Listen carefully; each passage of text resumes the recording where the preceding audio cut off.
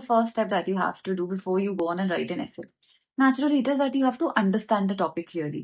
अब मैं ये क्यों कह रही हूँ, क्योंकि कई बार ना ऐसे में फिलोसॉफिकल ऐसे बिकॉज अब आने लग गए हैं, तो ऐसा होता है कि वो हमें ना श्योरिटी नहीं होती कि जो हम लिखना चाह रहे हैं क्या यही एग्जामिनर ने पूछा है कि नहीं।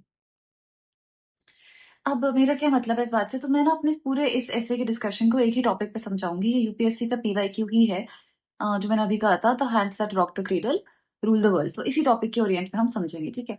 जैसे फर्स्ट स्टेप था, तो you have to understand this topic clearly कि इससे मतलब क्या है। अब आप कैसे किसी टॉपिक को एनालाइज करते हो, तो पहले आप जो इसके ऐसे के की वर्ड है उसको तोड़ते हो।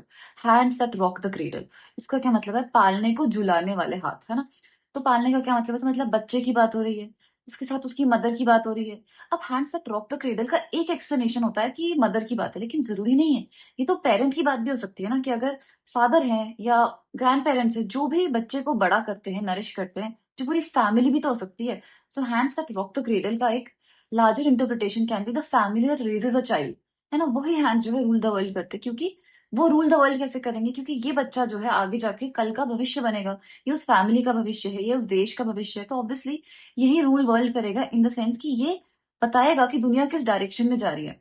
तो अगर आपने अच्छी अपब्रिंगिंग करी बच्चे की, तो आपका जो देश है, जो आपकी समाज है, जो सोसाइटी है, वो एक पॉजिटिव डायरेक्शन में जाएगी। और अगर अच्छे से एक बच्चे की अपब्रिंगिंग नहीं होती है, तो नेचुरली वो अच्छा ह्यूमन बीइंग नहीं बनेगा। हो सकता है वो करप्ट हो सकता है, वो ग्रीडी हो सकता है वो कल को क्राइम में चला जाए। तो वर्ल्ड कैसा बनेगा? वर्ल्ड भी जो है उसी तरह से एक अच्छा वर्ल्ड, एक अच्छा फ्यूचर हम इंश्योर नहीं कर पाएंगे।